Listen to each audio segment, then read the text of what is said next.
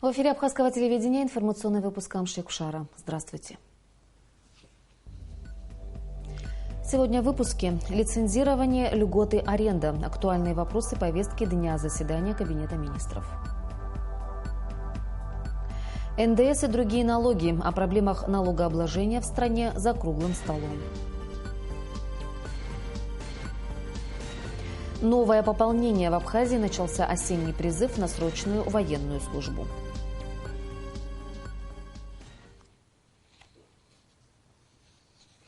Состоялось очередное заседание Кабинета министров Абхазии. Из 10 вопросов повестки дня один отложен для доработки. Это постановление о размерах и порядке возмещения командировочных расходов, финансируемых за счет средств республиканского бюджета и государственных внебюджетных фондов. Подробнее о принятых правительством постановлениях расскажет Амра Амичба. Члены правительства единогласно приняли решение об установлении зонирования территории Абхазии для присвоения инвестиционным проектам статуса преференциальных. То есть в этих зонах предприятиям и организациям в целях создания благоприятных условий для их деятельности государство предоставит льготы. Обозначено 6 зон, по которым будет присваиваться определенный режим тем или иным инвестиционным проектам. Больше льгот будет предоставлено тем инвесторам, которые откроют свое дело в Тхварчалском, Ачимчирском и Лигалском районах. Хочу вас проинформировать, что наиболее льготные и самые низкие ставки по определению и причислению инвестиционного проекта к статусу преференциального, это мы выбрали Тхварчалский район, соответственно, Галский, Ачимчирский, уже тоже на таких низких позициях, учитывая то, что эти районы наименее развитые районы. Хочу вас проинформировать также, что на сегодняшний день в Министерстве экономики уже подали заявку 2 инвестора, 2 инвестиционных проекта рассматриваются на общую сумму больше 110 миллионов рублей. И данные проекты имеют все основания получить статус преференциальный.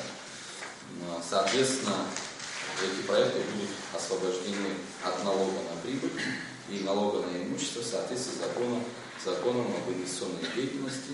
Премьер-министр Беслан Барцыц подчеркнул, что постановление о зонировании территории республики принимается, чтобы способствовать развитию Восточной Абхазии и повысить ее привлекательность для инвесторов. Правительство утвердило положение о порядке лицензирования деятельности по сбору, хранению, переработке и реализации, в том числе экспорту, лома черных и цветных металлов. Постановление регулирует сбор и хранение лома получателями лицензии, а право на экспорт по-прежнему остается за госкомпанией «Абхазвторресурсы». Следующее постановление, принятое министрами, касалось осуществления государственного потребительского надзора в сфере торговли и общественного питания. Положение расширяет полномочия контролирующего органа и дает право осуществлять утилизацию некачественной продукции. В этой связи председатель Госкомитета по стандартам потребительскому и техническому надзору Эрик Эрштуни заметил, что есть необходимость внести изменения и в Кодекс об административных правонарушениях. Сегодня те санкционные штрафы, которые предусмотрены, недостаточно для того, чтобы каким-то образом сегодня люди реагировали на ту или иную проверку. Так как сегодня минимальный размер оплаты труда составляет у нас 60 рублей, а штрафы у нас доходят до 10 МРОТ, до 20 и 600 1200 рублей. Никак они сегодня повлиять не могут, допустим, на ту же торговую точку, которая имеет сегодня закуп товара на 5-10 миллионов рублей. Постановление о выдаче фирме «Золотая корона» лицензии на ввоз в республику 10 тысяч пневматических резиновых использованных шин, покрышек, представил министр экономики Адгур Ардзинба. Премьер-министр Беслан Барцыц отметил, что этот вид деятельности подлежит обязательному лицензированию для осуществления жесткого контроля над качеством вывозимых шин, так как налицо прямая связь с безопасностью на дорогах. Безопасность движения автотранспорта, колесная база, на нее очень серьезная нагрузка, поэтому если мы будем передвигаться на резине не соответствующей, там есть определенные нормы, и нам будут завозить не с 30% износом, а с износом напротив 70% из-за соответствующей ценовой политики, те, которые шины вообще, скажем так, в странах, откуда мы это завозим, не являются уже предметом использования, они будут завозиться сюда. Понимаете, 70%, причем мы закладываем эту норму в постановлении потому что с большим износом завозить нельзя, они просто уже не будут отвечать элементарным требованиям безопасности. Были выезды, при том, когда шины заходили на территорию Республики Абхазии, есть приспособления, которые проверяли наличие протектора в шине, но сорт шин не прошли такого рода проверки.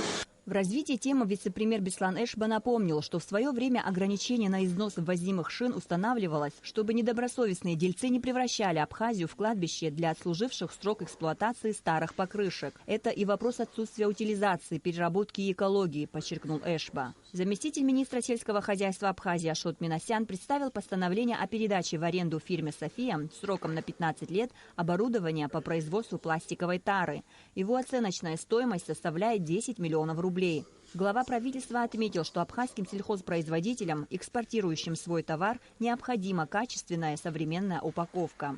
Решением Кабинета министров постановление об установлении ежемесячного пособия инвалидам первой группы Отечественной войны народа Абхазии дополнено фамилиями 3 ветеранов. Ежемесячно им будет выплачиваться пенсия в размере 10 тысяч рублей. На заседании были рассмотрены и другие вопросы. Амрамич Бабислан Джинджолия, Абхазское телевидение.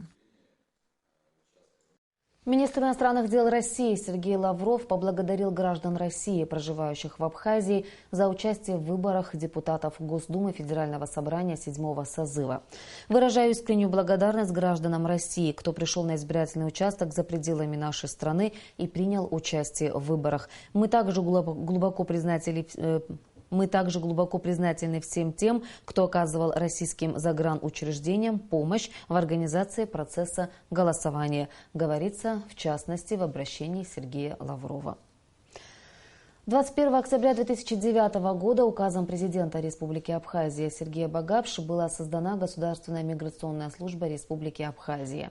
Сегодня сотрудники ГМС отмечают 7-ю годовщину со дня образования службы. За минувшие годы в службе сформировался профессиональный коллектив, который добросовестно относится к служебным обязанностям. Начальник ГМС Республики Абхазия Алексей Аджинджал поздравил коллектив со знаменательной датой, поблагодарил за слаженную профессиональную работу, отметил наиболее значимые события текущего года и пожелал всему коллективу крепкого здоровья, счастья, успехов, мира, добра и благополучия. В Абхазии начался осенний призыв на срочную военную службу. Руководство и контроль за проведением мероприятий, связанных с призывом, осуществляет Министерство обороны Республики. Сегодня представители Минобороны и военных комиссариатов вместе с призывниками возложили цветы к мемориалу в Парке Славы. Молодые люди призывного возраста будут зачислены на военную службу после прохождения медицинской комиссии. Осенний призыв на действительную военную службу заканчивается 30 декабря 2016 года, после чего будут подведены его итоги. Связисты российской военной базы Южного военного округа, дислоцированного в Абхазии, за 2016 год провели около 200 специальных учений и тренировок. Все мероприятия отрабатывались в полной экипировке со штатным оружием и с применением современной спецтехники. Военнослужащие совершенствовали навыки прокладывания кабельных линий связи через естественные препятствия, ежедневно обеспечивали командование и штабы служебной связью на расстояниях до 1000 километров. В ходе мероприятий специалисты связи на штатной спецтехнике совершали 200 и 300 километров марши на полигоны Цабал и Нагвалу, где выполняли задачи в условиях горно-лесистой и прибрежной местности. Об этом сообщает пресс-служба Южного военного округа России. Министр экономики Абхазии Адгур Арзанба провел рабочую встречу с руководством госкомпании «Абхазтоп». Об этом сообщает официальный сайт Минэкономики Республики. Адгур Арзанба осмотрел отремонтированные объекты предприятия в селе Нижняя Шера. По словам генерального директора госпредприятия Беслана Авицба, «Абхазтоп» провел дополнительный трубопровод. В планах установка 2 баков для хранения топлива общим объемом 6000 тонн. Сумма собственных затрат госпредприятия более 2 миллионов рублей. Министр экономики отметил, что компании уже были возвращены долги в сумме 70 миллионов рублей и подчеркнул, что в этом году Абхазтоп выходит в прибыль впервые за 10 лет. НДС и другие налоги. Такова была тема прошедшего сегодня в Арс мира круглого стола. Его участники – вице-премьер-министр финансов Дмитрий Сериков, представители руководства таможни и налоговых органов, депутат парламента и бизнесмены. Собравшиеся обсуждали проблемы налогообложения и пути его совершенствования. Сария Смыр расскажет подробности. В Абхазии налог на добавленную стоимость был введен в январе текущего года. За это время было сделано множество оценок этого закона. Предприниматели Абхазии по сей день считают, что процентная ставка слишком высока. Государство же убеждено, что это принесет положительный результат, в первую очередь бюджету страны. Тем не менее, за весь период, как было заявлено во время обсуждения, налогов было собрано намного меньше, чем ожидалось. Я был всегда сторонником этого налога. И я считаю, что это абсолютно правильное решение введения налога на добавленную стоимость полностью с оборота на всей территории страны. Бюджет на самом деле был запланирован 1 миллиард 80 миллионов. На протяжении 9 месяцев было собрано порядка 600 миллионов, как Шанги сказал. Но мы сейчас уже вышли в парламент с корректировкой бюджета текущего года в связи с теми исключениями, которые были в первом полугодии внесены в этот закон. И мы предполагаем, вносим в новую версию бюджета текущего года, что сумма с миллиарда 80 миллионов будет снижена до 780 миллионов. То есть мы не доберемся в связи с введенными льготами, не доберем порядка 300 миллионов. И эта корректировка, да, к сожалению, мы ее выносим и должны констатировать, что эти 300 миллионов мы не доберем. На сегодняшний день налогом не облагаются продукты первой необходимости, но предприниматели Абхазии вынуждены платить более 10% за технику и другие товары. Это сильно затрудняет работу предпринимателей, а многие бизнесмены и вовсе вынуждены нести убытки, отметил председатель Ассоциации предпринимателей Абхазии Роман Кочарава. Я знаю по себе, я знаю по своим друзьям, я знаю по организациям, которые завозят в Абхазию продукцию, которые торгуют. Порядка 30% на сегодняшний день спад идет. Но цены выросли. За счет повышения цены вы собираете налоги.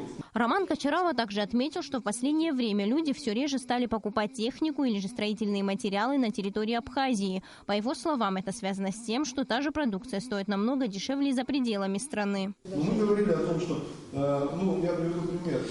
Для кого не секрет, что любой человек, который элементарно делает ремонт, он покупает новый телевизор. И телевизор у нас облагается НДСом. Человек, соответственно, стоимость вырастает. Человек прикидывает, ему дешевле поехать в Сочи, заодно не знаю, в бюро сходить, время как-то провести, поедет, купит там, привезет.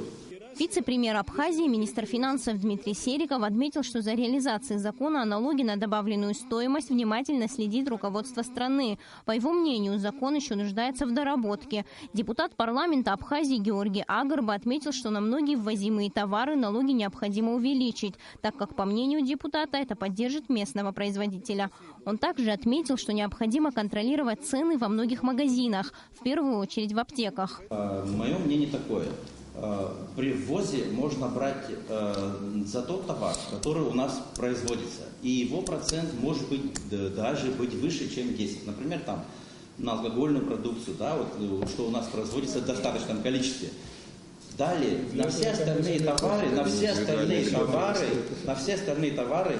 нужно, на мой взгляд, брать по мере ее реализации. Депутат Георгий Агарба заявил, что предпринимателям можно избежать двойного налогообложения путем заключения соглашения с российской стороной. А по словам Дмитрия Серикова, проект соглашения уже разработан в 2 вариантах – парламентом и кабинетом министров. К концу года документ будет представлен общественности. Собравшиеся за круглым столом обсудили и другие вопросы, касающиеся налогообложения.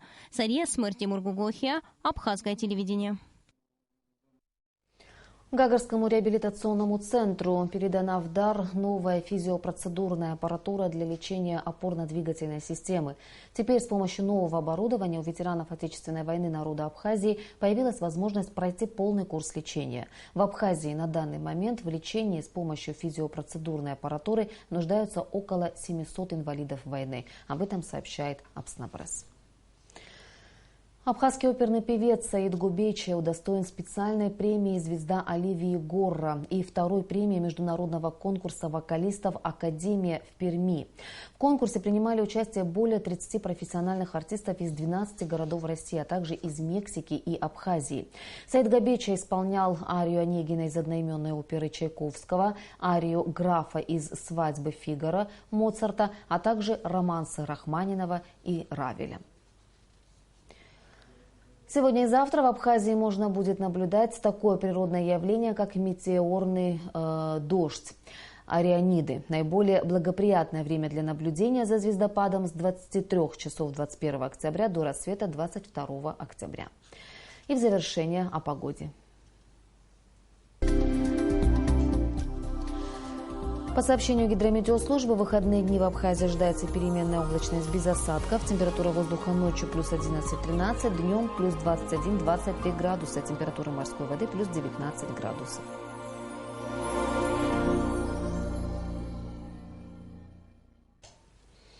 Информационный выпуск завершен. Я прощаюсь с вами. До встречи в эфире.